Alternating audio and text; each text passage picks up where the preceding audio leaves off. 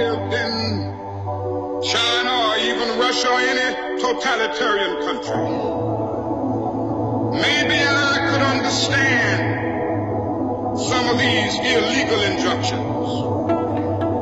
Maybe I could understand the denial of certain basic First Amendment privileges because they have committed themselves to that over that. But somewhere I read of the freedom of assembly. Somewhere I read of the freedom of speech.